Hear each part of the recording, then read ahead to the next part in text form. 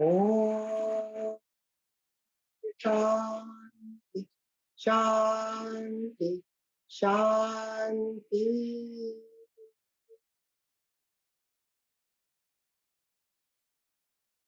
आज हमारा ये सेशन कर्म योग पर है।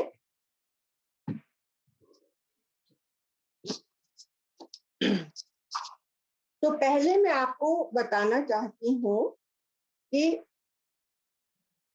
कर्म जो है, कर्म शब्द जो है, ये करीब करीब वर्ल्ड की सभी लैंग्वेजेस में as a word it has been incorporated, and yet it is the most misunderstood word in all the languages, because karma does not mean that it is uh, a punishment or a reward of what you have done.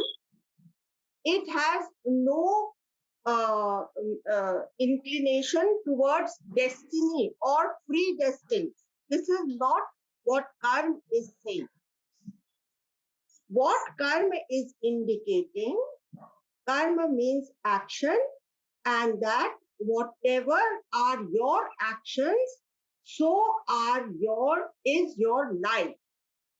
So it is the legacy with which you have come because of what your actions have been in the past.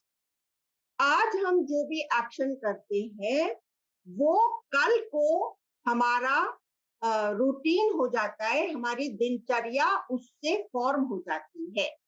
आज मैंने किसी से दुश्मनी पाल ली तो कल को उसका असर मेरे जीवन पर जरूर होएगा। इसलिए हम ये कहते हैं कि कर्म में जो जो कुछ भी हमारे एक्शंस हैं वो जितना ज्यादा कॉन्शियसली किए जाएंगे उतना ज्यादा हमारी लाइफ हमारे कंट्रोल में होगी। एक और बात आपको कर्म के बारे में बताती हूँ। हम लोग सब प्रारब्ध कर्म के शब्द से वाकिफ हैं, और प्रारब्ध क्या है? वो एक कॉइल्ड अप स्प्रिंग है। जो प्रारब्ध आप लेकर के आए हैं, प्रकृति चाहती है कि वो कैसे भी करके आप जल्दी से जल्दी इस लाइफ में पूरा कर ले। तो इसलिए गुरुदेव क्या चाहते हैं, और बाकी के भी जो हमारे कंटेम्पररी मास्टर्स हैं, वो सब ये चाहते हैं कि हम अपने प्रारब्ध को पूरा करें। जो एनर्जी हमको मिली हुई है इस लाइफ में, उसको हम सेवा में लगा करके उससे हम निवृत्त हो जाएं। हम अपनी एनर्जी को इतना यूज अप कर लें कि जब हम बिस्तरे में जाएं और अपना सर तकिए में रखें तो हमको इमीडिएटली नींद आ सके। जब तक हमारा ये एनर्जी इस्तेमाल नहीं होगी तब तक हमको स्टिलनेस में बैठना नहीं आ पाएगा, और तब तक हम लोग ध्यान में गहराई में प्रवेश नहीं कर सकेंगे। आपने देखा है ना, गुरुदेव हमेशा हम लोगों को सेवा के लिए भेजते हैं। सेवा सभी लोगों के लिए एक बहुत ही जरूरी माध्यम है जिससे कि हम लोग आध्यात्म के मार्ग में आगे बढ़ सके। अब हम लोग क्योंकि कर्म योग के सब्जेक्ट में है, तो मैं आपको चारों जो योग हैं आध्यात्म के द्वारा हम सबको दिए हुए 4 योग के मार्ग हैं, मतलब भक्ति मार्ग, कर्म मार्ग, कर्म योग, भक्ति योग और राजयोग और ज्ञान योग। राजयोग मतलब जो हम लोग मेडिटेशन में बैठते हैं।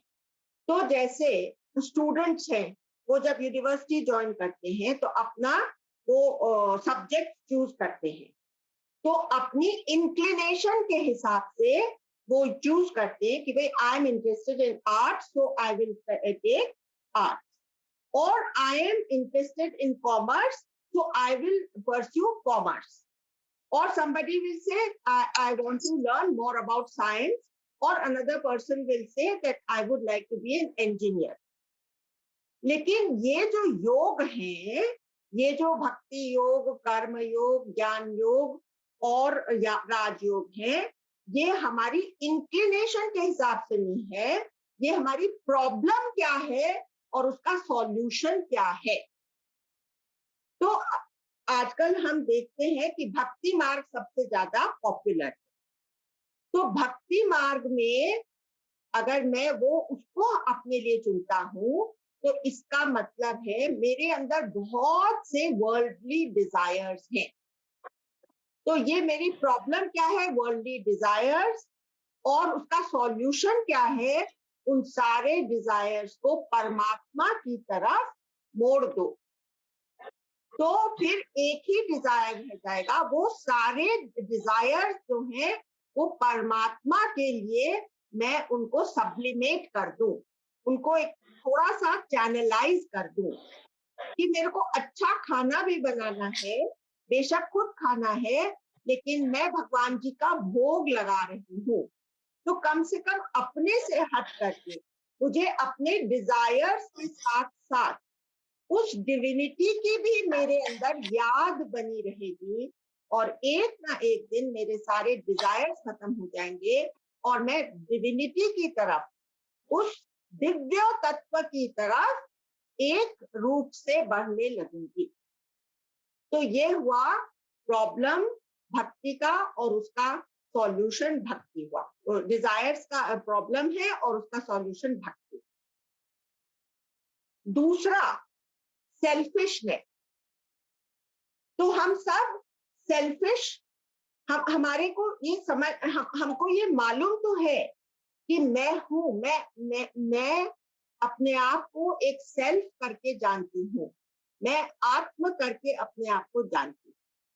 तो मैं आपको एक डॉक्टर की बात बताती हूँ कि वो एक ऑन्कोलॉजिस्ट था। ऑन्कोलॉजिस्ट मतलब एक कैंसर का डॉक्टर, जो कि वो देखता है सारे रिपोर्ट्स वगैरह देखता है, उसके हिसाब से तुमको दवा दारू करता है, उसको बोलते हैं ऑन्कोलॉजिस्ट। हाँ, तो वो बोलता है कि मैं इतने साल से ये सारे एक्सरे देख रहा हूँ, ये सारे सेल्स को देख रहा हूँ कि कैसे डिस्टॉर्ट हो रहे हैं, और मैं इस पूरी बॉडी का एक एक जर्रा जर्रा जानता हूँ, लेकिन इसमें वो सेल्फ कहाँ है जो मैं फील करता हूँ अपने बारे में। वो सेल्फ तो मेरी पकड़ में ही नहीं आता। ठीक है, अब इसी के सामने मैं आपको एक नन्ही सी बच्ची की बात बताती हूँ कि वो नन्ही सी बच्ची जो थी वो एरोप्लेन में ट्रैवल कर रही थी। तो वो 17 साल की थी। तो उसकी माँ उसको एक एक चीज पॉइंट कर रही थी कि देखो वो एक ट्रक आ रही है, देखो उसमें सामान आ रहा है। तो बच्ची भी खिलखिला करके हंस रही है, हालांकि अभी वो बोलना नहीं जानती है, लेकिन वो सब चीज की तरफ पॉइंट आउट कर रही है। फिर बोलती देखो ये बादल है, देखो ये हवाई जहाज है, देखो ये बस जा रही है। तो सबको पॉइंट आउट कर रही है वो बच्ची। फिर उसकी माँ ने अपने मोबाइल फोन पर उसको उसकी फोटो दिखाई।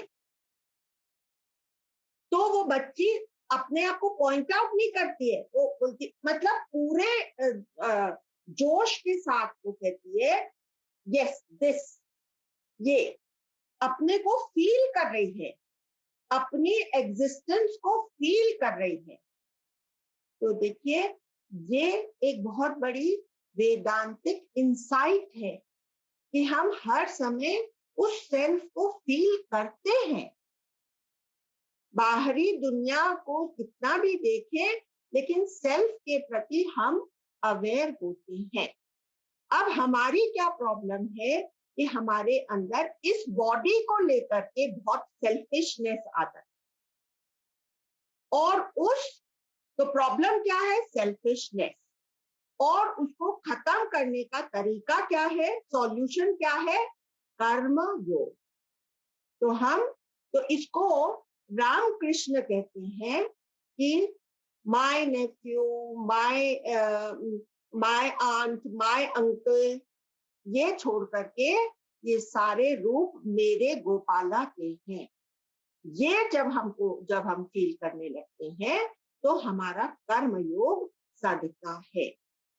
तो मुझे हमेशा लगता था कि ये जो इतनी लंबी लाइनें गुरुदेव के लिए दर्शन के लिए लगती हैं, और गुरुदेव उन लाइनों के बीच में से होते हुए जब आगे बढ़ते हैं और ऐसे अजीब और गरीब दिखने वाले लोग आते हैं, उन सब के प्रति गुरुदेव के दिल से एक ही तरह का आशीर्वाद, एक ही तरह का प्यार उनके अंदर से छलकता है। ये सब होता कैसे है?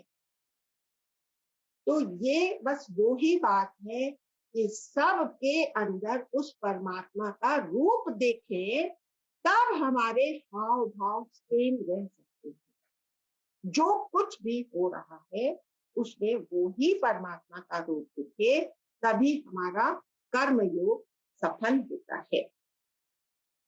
फिर राजयोग क्या कहता है? राजयोग कहता है कि तुम्हारी प्रॉब्लम ये सब नहीं है, तुम्हारी प्रॉब्लम ये है कि तुम्हारा माइंड जो है ना वो बहुत ही स्कैटर्ड है। तो स्कैटर्ड माइंड कहीं पर भी फोकस ही नहीं होता, तुम एक बंदर की तरह से इधर से उधर छलांग लगाते रहते हो और इस जीवन में कुछ भी नहीं सध पाता। ना तुम्हारा ये जगत सजता है, ना तुम्हारी सांसारिक लाइफ सजती है, और न तुम्हारा आध्यात्म तुम्हारी मुट्ठी में आता।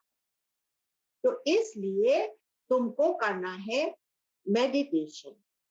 तो राजयोग बताता है प्रॉब्लम है स्कैटर्ड माइंड और उसका सॉल्यूशन है मेडिटेशन। और उस मेडिटेशन को करते करते जरूर कुछ समय लगेगा, लेकिन तुमको इतने खूबसूरत एक्सपीरियंसेस होंगे कि तुम अपनी डिविनिटी, अपनी दिव्यता को पहचान सकोगे और उसके साथ तुम जुड़ सकोगे।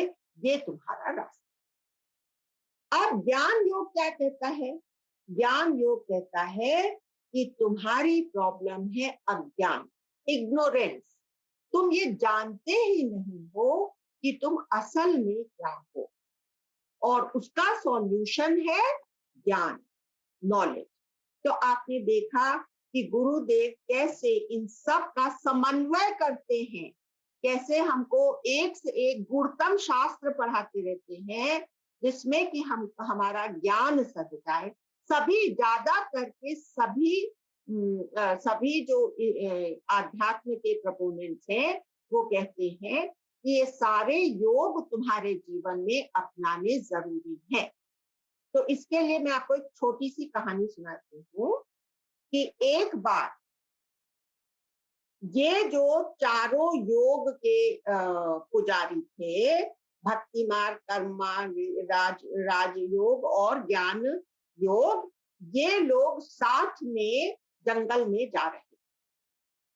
तो ऐसे तो कभी होता ही नहीं है कि चारों ये अलग अलग मार्ग वाले एक साथ में एज वन टीम कहीं पर भी जाएं। लेकिन बाय चांस ऐसा हो गया कि ये चारों लोग एक साथ में जा रहे थे। तो ये लोग जब जा रहे थे तो इतने में बहुत जोर से तूफान आया और बारिश होने लगी। तो वो जो भक्ति मार्ग वाला था उसको मालूम था कि भाई इस जंगल में एक मंदिर कहाँ पर है। तो उसने कहा कि चलो हम लोग उस मंदिर के रुइंस में जाकर के शरण ले लेते हैं, क्योंकि आंधी और तूफान और बारिश बहुत ही जोर से आने लगी।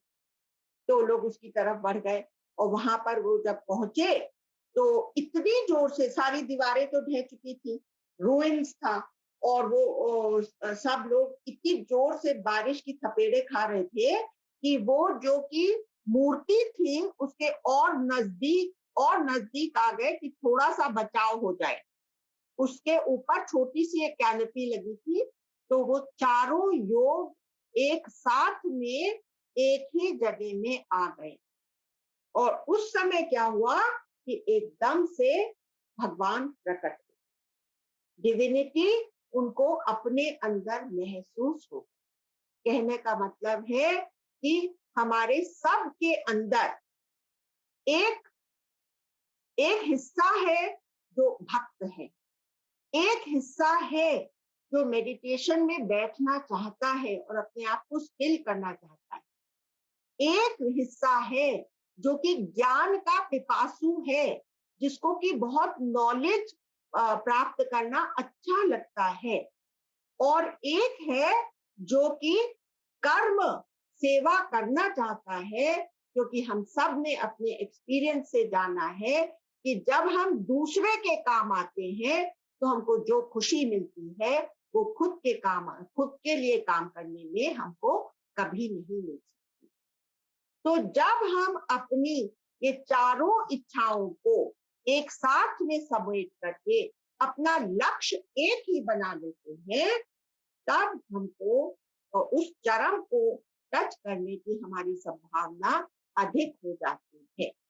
और इसीलिए हमको गुरु की बहुत ज्यादा जरूरत है, क्योंकि गुरु को मालूम है कि इसका अंदर का ये साइकी कैसी है और इसको किस मात्रा में कर्म देना चाहिए, किस मात्रा में मेडिटेशन कराना चाहिए, किस मात्रा में इसको पूजा पाठ में लगाना चाहिए और किस मात्रा में इसको कर्म में सेवा में।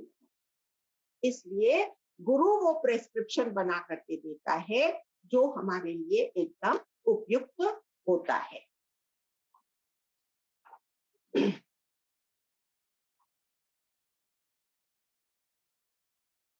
अब ये देखिए, ये जो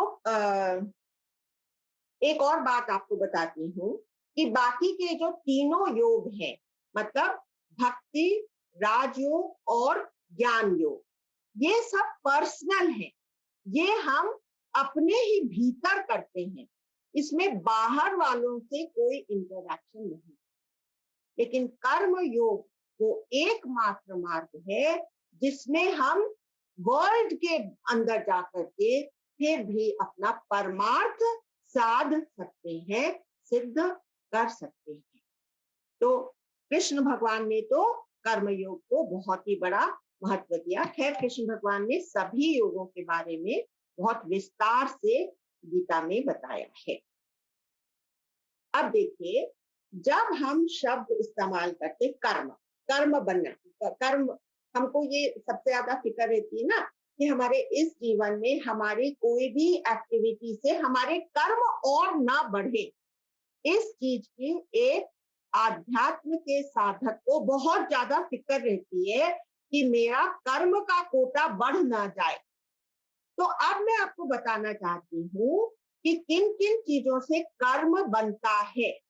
कर्म बनाने के लिए, कर्म का मतलब वैसे होता है एक्शन, लेकिन सब तरह के एक्शन जो है वो कर्म नहीं बांधते। जैसे कि सारे इनवॉलंटरी एक्शन जो मेरे अंदर चल रहे हैं, जैसे कि भाई हार्ट बीट कर रहा है, डाइजेशन हो रहा है, ये सब मेरे कर्मों का खाता बढ़ाते नहीं है। तो कर्म में सबसे पहली चीज जो है वो एक जीवंत इंसान के द्वारा किया हुआ कर्म। देखिए, जानवरों के कर्म भी कर्म नहीं बांधते, क्योंकि उनको इतना होश ही नहीं है। मशीनों के द्वारा किया हुआ कर्म भी कर्म नहीं बांधता। जैसे कि एक रोबो, आपने पढ़ा होगा कुछ दिन पहले, एक रोबो ने चेस में एक ग्रैंड मास्टर को हरा दिया। तो ग्रैंड मास्टर दुखी सुखी हो सकता है, रोबो कोई दुखी सुखी तो नहीं होता, इसलिए रोबो के कोई कर्म नहीं बनते। तो कर्म मशीनों द्वारा नहीं बनाए जाते, कर्म प्रकृति के द्वारा नहीं बनाया जाता। कर्म एक जीते जागते इंसान के द्वारा किया हुआ वॉलंटरी कर्म, voluntary activity, not the involuntary functions that are happening in his body. This is understood by the word karma when we use it in the context of क्या चीज कर्म बनाती है, उस कॉन्टेक्स्ट। दूसरी क्या चीज है, उसके अंदर कर्तृत्व की भावना होनी चाहिए, डूअरशिप और एजेंसी, तब कर्म बनता है. It has to be, I must know that this is happening to me, तब कर्म बनता है. ठीक है.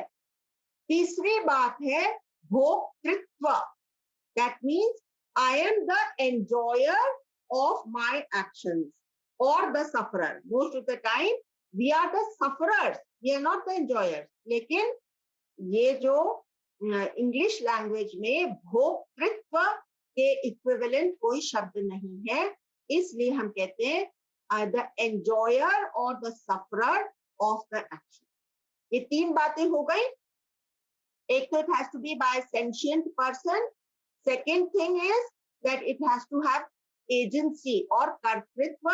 Third thing is it has to have भोक्तृत्व, that is enjoyer or sufferer of the action.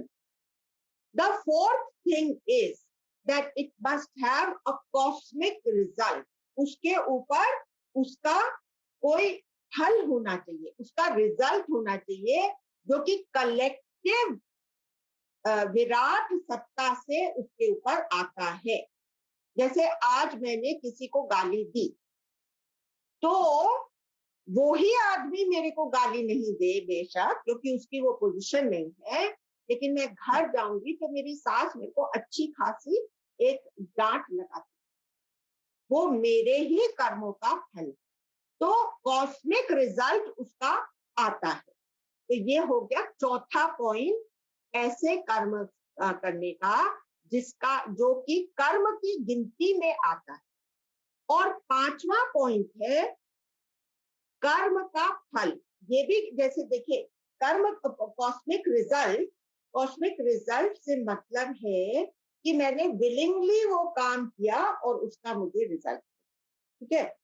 अभी कर्म का फल क्या होता है कि good good, bad bad, and ये विवेकानंद के शब्द में कह रही हूं, and none escape the law, but whosoever wears the form wears the chain too. जिसको भी शरीर मिला है उसके good karmas will bear good results, bad karmas will bear bad results. And whoever wears the form, जिसने ये चोला, इंसान का चोला, नर का चोला पहना है, उसको ये चेन भी पहननी पड़ती है साथ में. ऐसा नहीं हो सकता कि उसके कर्म से वो छूट जाए. एक फ्रेंच फिलोसोफर, उसका नाम है मिशेल फूको. वो कहता है कि व्हाट इज ट्रूथ टेलिंग. परेजिया, उसका नाम उसने रखा परेजिया. परेजिया क्या है? अभी देखिए, बड़ी इंटरेस्टिंग वो बात बोलता है, हमने कभी इस तरह से इसको नहीं सोचा. परेजिया का मतलब है, अगर आपने कह दिया कि रोज सवेरे सूरज पूर्व से निकलता है, उगता है, हाँ, तो ये फैक्ट टेलिंग हुआ, ये ट्रूथ टेलिंग नहीं हुआ. वो कहता है कि ट्रूथ टेलिंग तब है जबकि आपने कुछ भी आपके बारे में बताया और उससे आपका कुछ नुकसान हो सकता है. Then you have really, you can be credited with having told the truth. तुमको इसका श्रेय मिल सकता है. और जो आदमी फटाफट अपनी वीकनेसेस खोल करके रख सकता है दूसरे के सामने, उसका मतलब इस तरह के आदमी में स्पिरिचुअल पॉसिबिलिटी है,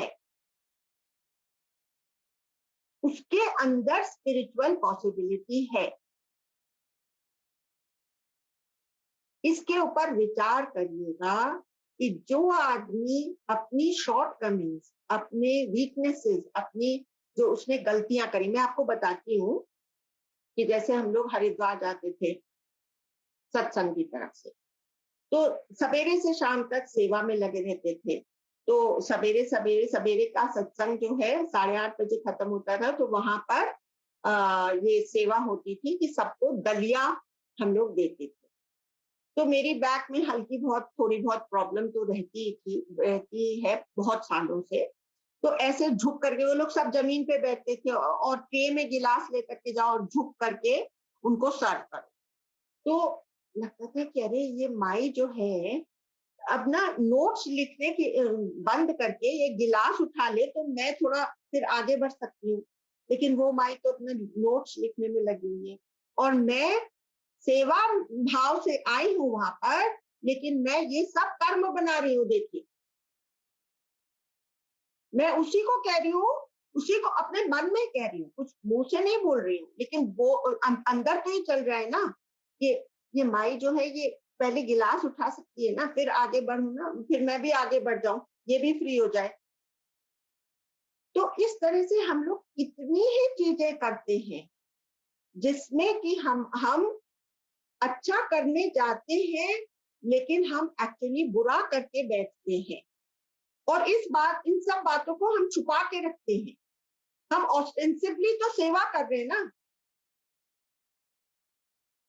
एक बार गुरुदेव ने पूछ लिया, अच्छा तो तुम बताओ कि तुमने क्या क्या गलतियां करी हैं। तो मैंने तो भरी संगत के में बोल दिया कि मैंने तो झूठ भी बोला है, मैंने तो किसी को धोखा भी दिया है, मैंने तो ये भी करा है, मैं तो ये भी किया है। तो गुरुदेव ने कहा अच्छा बस। तो वो सोचने लगे कि ये पता नहीं अपना कितना बड़ा चिट्ठा खोल देगी। तो फिर मुझसे बाद में सत्संगी लोग पूछते हैं कि अच्छा यो सब बातें तो आप बताइए कि जब जब आपने झूठ बोला।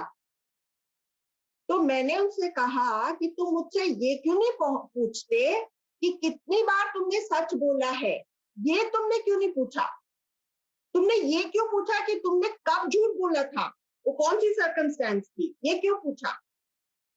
100 बार सच बोला होगा, उसके सामने एक झूठ बोला होगा, है ना। वो क्यों नहीं पूछा तुमने। और उसके अलावा वो तो बात थी गुरु और मेरे बीच की बात थी, तो तुम लोग बैठ के क्यों सुन रहे थे। तुम लोग को सुनने की क्या जरूरत थी। मैंने तो नहीं देखा कि तुम लोग सब बैठे हुए हो। मेरे लिए तो तुम लोग नॉन एग्जिस्टेंट थे। मेरी बात गुरु से हो रही थी, तुम लोग क्यों सुन रहे थे। लेकिन ये बोल पाना मतलब मैं अपने आप को एक तरह से शाबाशी देती हूँ कि चलो मेरे अंदर कुछ स्पिरिचुअल पॉसिबिलिटी है, इसलिए तो मैं बोल पाई ना। ये हमको गुरु ने बताया ना कि तुम्हारे अंदर स्पिरिचुअल पॉसिबिलिटी है, इसलिए तुम बोल पाए। ये यहाँ पर ये मिशेल फूको कह रहा है कि ट्रूथ टेलिंग का मतलब क्या है। और ये हम देखते हैं कि गांधी जी ने जब लिखा है माय एक्सपेरिमेंट्स विद ट्रूथ, तो उन्होंने अपना ही चिट्ठा खोल करके रखा है सारी दुनिया को पढ़ने के, है ना। तो ये बात समझे।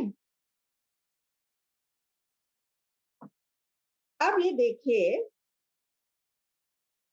एक बात है कि बाकी सब चीजों में जो भारत की भूमि पर धर्म पैदा हुए हैं उनमें आपसी मतभेद होता है। कि कोई कहता है कि भाई जैसे स्वामी जी कह रहे थे कि जब मैं हिंदुइज्म के बारे में एक्सप्लेन करता हूँ अमेरिका में, तो मैं उनसे पहले ही कह देता हूँ कि आप कोई भी सवाल हिंदुइज्म के बारे में पूछें तो इसमें यस और नो दोनों जवाब हो सकता है। अगर तुम पूछोगे कि इज गॉड मेल और female, then what will be the answer for Hinduism, yes and no, दोनों हो सकता है। क्योंकि हम देवी को भी उतनी ही तत्परता के साथ पूछते हैं जितना कि हम अपने शिव भगवान को या विष्णु को या कृष्ण को या राम को, इन सबको पूछते हैं। फिर अगर वो पूछेंगे कि is God does God have a form, तो हम क्या कहेंगे, यस एंड नो। क्योंकि हिंदुइज्म में अगर आकार है तो निराकार की उससे भी ज्यादा महात्मा है, उससे भी ज्यादा महत्ता निराकार की है। इसलिए हम हिंदुइज्म के बारे में कहेंगे कि फॉर्म और भी है और फॉर्मलेस भी उससे भी बढ़कर है ना। लेकिन कर्म की थ्योरी के बारे में सब लोग एक मत है। सब लोग कहते हैं कि हाँ, कर्म के ऊपर कर्म तो है ही और पुनर्जन्म है ही। और देखा जाए तो after death, if there is no concept of an existence, then there will be no religion or anywhere in the world. तो ये हम मान के चलते हैं कि इस जन्म के बाद भी किसी न किसी रूप में एग्जिस्टेंस कायम रहती है, चाहे वो क्रिश्चियनिटी हो, चाहे वो इस्लाम हो, चाहे वो कोई भी धर्म हो, सब में ये बिलीफ है। अब सवाल उठता है कि अगर ये बिलीफ है तो ये तो फेथ हुआ। तो ये जो शब्द फेथ है, जो कि क्रिश्चियनिटी में रिलीजन को बहुत बार फेथ ही कहा जाता है, रिलीजन नहीं कहा जाता, फेथ, एक बिलीफ। इस बिलीफ शब्द से या फेथ शब्द से बुद्धिज्म काफी अनकंफर्टेबल हो सकता है। राजयोग के साधक भी कहेंगे कि नहीं, फेथ नहीं, तुम इस मार्ग पर चलो, अष्टांग योग के मार्ग पर, और तुम उसको एक्सपीरियंस करोगे। और वेदांत के कॉन्टेक्स्ट में तो ये शब्द बिल्कुल इनअप्रोप्रिएट है। हम लोग वेदांत में कहते हैं कि तुम्हारे हर रोज के एक्सपीरियंस से हम तुमको दिखाना चाहते हैं कि तुम्हारी असलियत क्या है। और एक बार तुम अपनी असलियत जान लोगे और फिर इन चारों मार्गों के द्वारा उसके ऊपर चलोगे, तो तुम उसके अंदर ऐसे स्थित हो जाओगे कि तुम्हारे सब लक्षण स्थित प्रज्ञ के लक्षण हो जाएंगे, और फिर तुम रियली अपनी डिविनिटी महसूस कर सको। तो ये हुआ ये कि हम कैसे। अब आपको एक बहुत ही इंटरेस्टिंग मैं बात बताना चाहती हूँ कि ये जो कर्म योग के बारे में हम लोग की बात कर रहे हैं, तो हमारा धर्म दो तरह के जीवन जीवन बिताने के ढंग को दो कैटेगरीज में डिवाइड करता है। एक है प्रवृत्ति और दूसरा है निवृत्ति।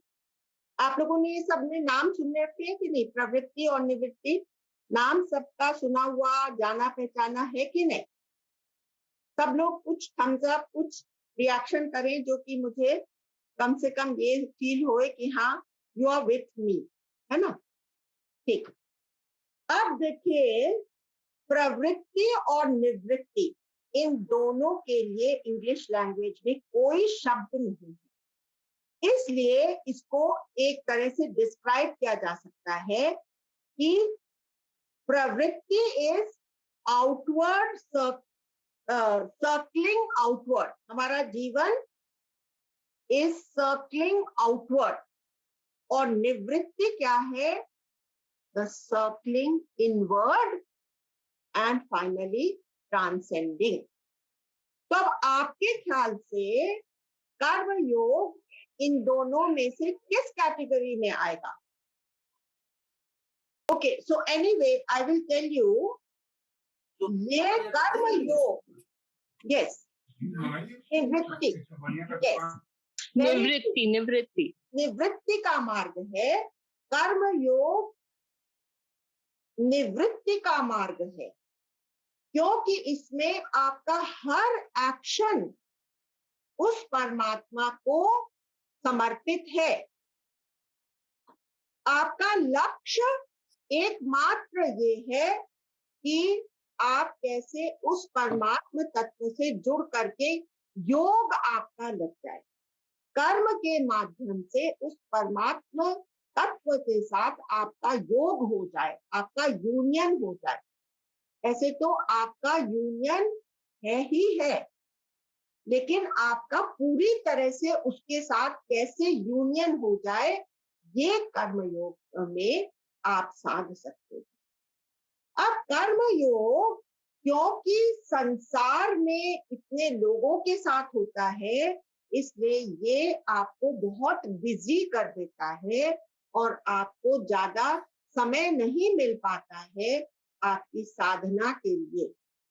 आपको मुश्किल से समय खींच करके निकालना पड़ता है। तो आप आधा घंटा समझिए कि आपकी सुदर्शन क्रिया कर लेंगे या और जो भी क्रियाएं आप करते हैं वो कर लेंगे, और बाद में आपका सारा समय will be swallowed up by the सेवा that you have taken on yourself। आज हम लोग देखते हैं कि काशी भैया वगैरह एक जगह से दूसरी जगह भाग भाग करके पहुंचते हैं, इसी तरह से अपनी जूम कॉल अटेंड करते हैं, तब तक उनका दूसरा बुलावा शुरू हो जाता है, तो उनको समय ही नहीं रहता, क्योंकि सब लोग उनसे खींच करके लेना चाहते हैं, है ना।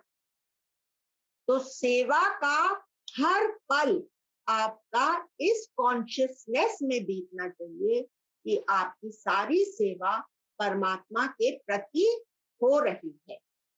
तो रामकृष्ण परमहंस ने इसको कैसे कहा है कि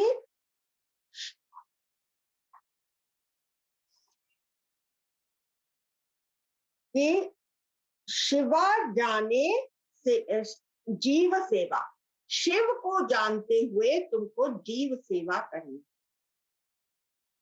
अब मैं आपको अलग अलग लोगों में और अलग अलग जो इसके प्रपोनेंट्स हैं उनके क्या विचार हैं और किस तरह से उन्होंने कहा है। जैसे हमको मालूम है गुरुदेव तो चारों मार्गों का समन्वय कराते ही हैं हमसे, लेकिन देखिए अब जैसे शंकराचार्य थे, तो he was the biggest proponent of gyan मार्ग।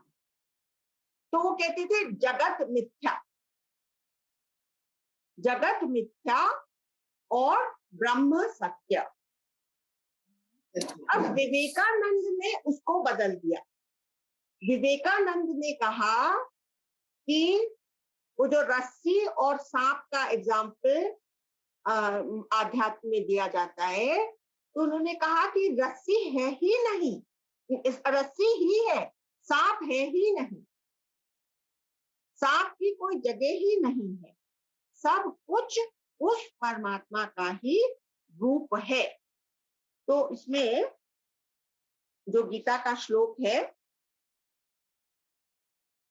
ब्रह्मार्पणम ब्रह्म हविर ब्रह्माग्नौ ब्रह्मणाहुतम ब्रह्मैव तेन गंतव्य ब्रह्म कर्म समाधिना।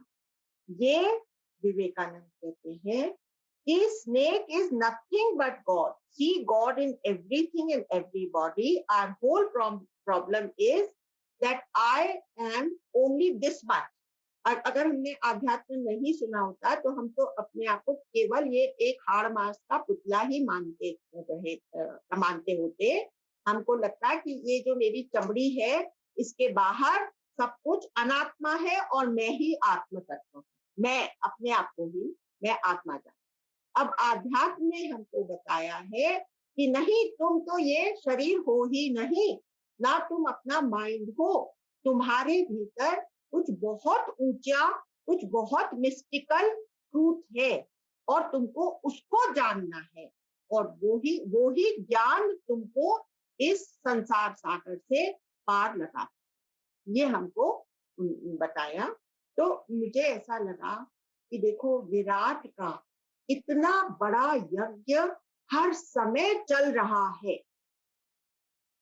ब्रह्म, ये देखिए, ब्रह्मार्पणम ब्रह्म हविर ब्रह्माग्नौ ब्रह्मणाहुतम, इसका मतलब है कि Brahm is the offering, Brahm is the fire into which it is offered, Brahm is the priest who makes the offering, Brahm is the action of the offering। one who sees Brahma in all action, that one attains to Brahma. तो मुझे लगा कि इतना बड़ा यज्ञ ब्रह्म का, उस विराट सत्ता का, ये जो सृष्टि है उसका इतना बड़ा यज्ञ चल रहा है, और ये मेरा परम सौभाग्य है कि उस विराट सत्ता ने मुझे एक अवसर दिया है कि मैं कुछ भी काम आ सकूं इस विराट ब्रह्म के यज्ञ में। और मुझे लगा कि देखो, इस शरीर में सब कुछ इतना सामंजस्य के साथ चल रहा है। सारी एक्टिविटी इस शरीर के अंदर जो हो रही है, उसमें एक एक सेल एक दूसरे का मददगार है। और इस तरह से इस जीवन को, ये जो जीवन मैंने कैप्चर करा है, जैसे एक सोप बबल से एक आप बबल ब्लो करते हैं, उस बबल ने एक लाइफ को कैप्चर करा। इस लाइफ को जो मैंने कैप्चर करा है, इसको मैं कैसे ऐसे इस्तेमाल करूं कि इसके खत्म होते होते ये एक्सपैंड हो करके और फूटे। ऐसे जल्दी से नहीं सकुचा करके ना फूट जाए, एक्सपैंड हो, बड़ा हो बड़ा हो बड़ा हो और फिर फूट जाए। ऐसा मुझे लगा। ये जो मैंने श्लोक ये पढ़ा, तो इससे मुझे मतलब एक बहुत ही एलिवेटेड फीलिंग आई, और मुझे ये दिखाई देने लगा कि ब्रह्म का इतना बड़ा यज्ञ विराट सत्ता का चल रहा है। और इसको देख करके देखिए, इस एकमात्र लाइफ को देख करके आप ये जान सकेंगे कि जैसे इसके अंदर सब कुछ सामंजस्य में चल रहा है, वैसे ही उस विराट सत्ता में भी सब कुछ एक दूसरे के सहायक होकर के इस सृष्टि को आगे।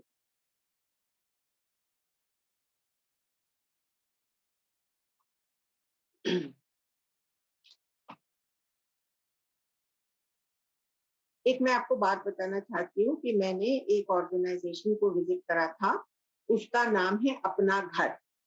तो वहां पर उन्होंने 3000 लोगों के लिए जगह बना रखी थी, जिसमें कि वो सड़क पर पड़े हुए निग्लेक्टेड लोगों को उठा करके, चाहे रात में 12 बजा हो चाहे 1 बजा हो, वहां के आसपास के सब लोगों को मालूम था कि अगर वो कोई भी एक ऐसा निग्लेक्टेड आदमी को देखेंगे सड़क के पास पड़ा हुआ, तो खाली इनको फोन कर देंगे।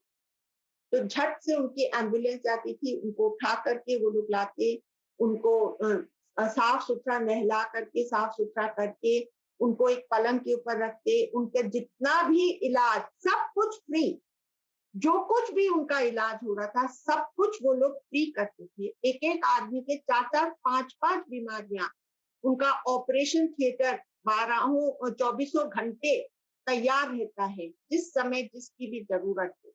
एक पूरा वार्ड है जिसमें कि वो लोग जापा की औरतों को रखते हैं। एक वार्ड में वो लोग मेंटली इल या डिसेबल्ड लोगों को रखते हैं। उनके पास जानवरों के भी हॉस्पिटल है, और अभी वो एक और फैसिलिटी अनदर 3000 बेड्स की बना रहे हैं।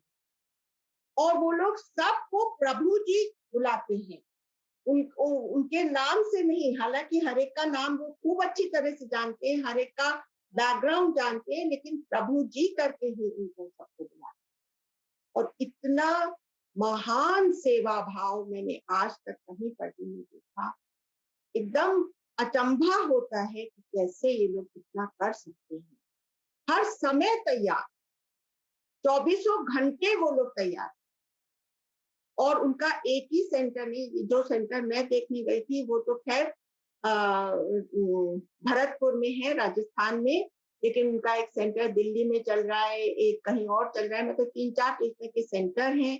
अब वो लोग ऑलरेडी 3000 बेड्स ऐड करने वाले हैं और एक और फैसिलिटी 1000 बेड्स की और बना रहे हैं, और कहते हैं कि हमारे पास तो कुछ पैसा है नहीं, हम लोग रोज रात में प्रभु जी को चिट्ठी लिख देते हैं, एक चिट्ठी लिखते हैं कि ये हमारी कल की जरूरत, एक दिन का मांग, और वो कहते हैं कि आज तक ऐसा समय नहीं आया जबकि उनकी एक दिन की जरूरत उसी अगले दिन सवेरे पूरी हो।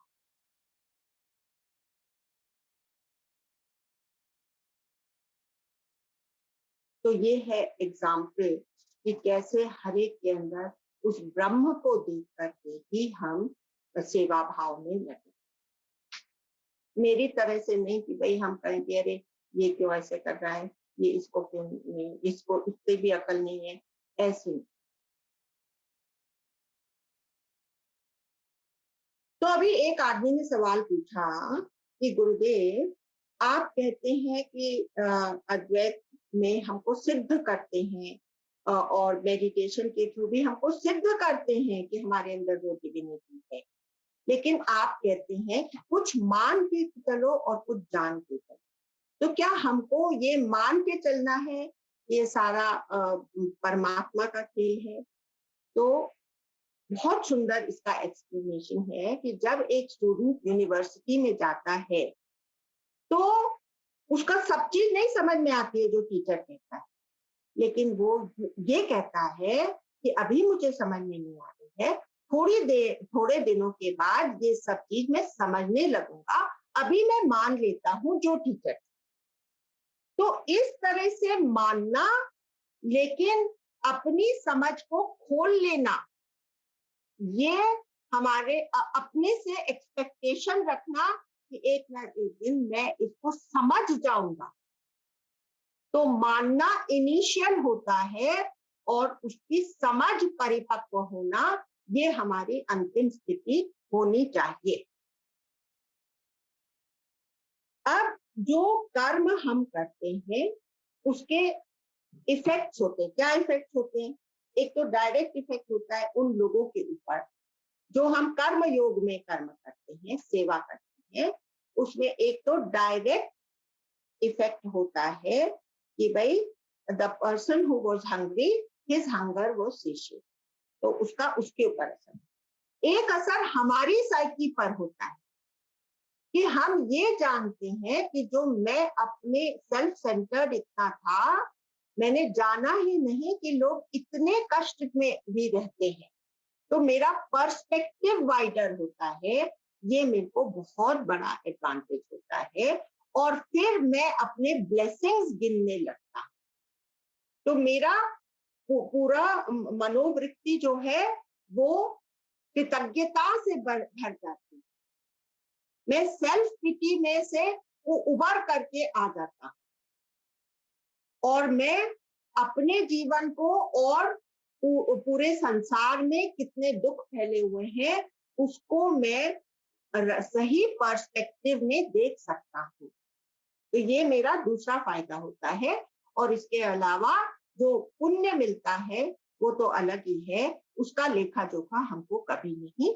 रखना है, क्योंकि जब कोई भी कर्म योग में आगे बढ़ता है तो उसको दो तीन चीज का ध्यान रखना है कि एक तो उसको वाहवाही कभी नहीं मिले, वो चाहे अपना पूरा जीवन समर्पित कर दे, उसको पत्थर मिलेंगे, पत्थरों से ठोकरें उसको मिलेंगे।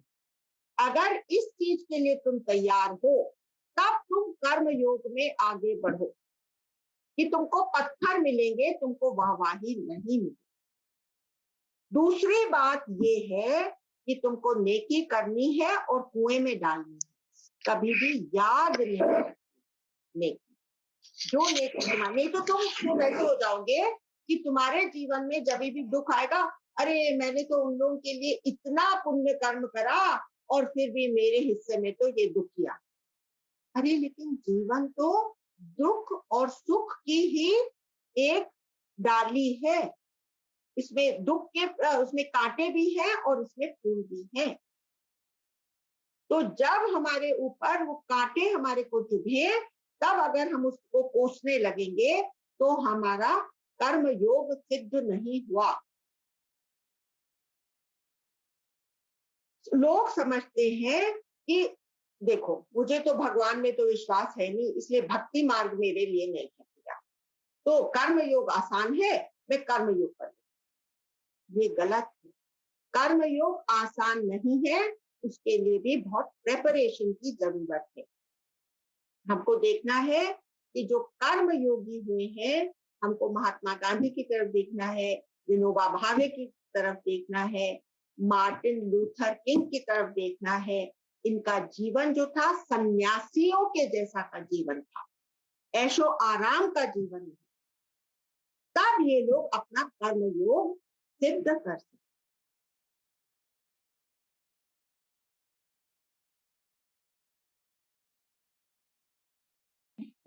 तो आज हम लोग अब हम लोग इस आज के सेशन को अंत करते हैं। और इस सेशन के अंतिम लाइन में मैं आपको विवेकानंद की वो बात फिर से याद दिलाना चाहती हूँ कि bad bad good good, whosoever wears the form wears the chain too. This is karma. And what is Vedanta? Far beyond this name and form, the Atman is forever free. That is where our karma yoga has to take. No thou art that, ये भी विवेकानंद के शब्द हैं। No thou art that, sannyasi bold, say Om तत्सत। On that beautiful note, let us say the Shanti mantra. Om Shanti Shanti Shanti. Hari ओम तत्सत।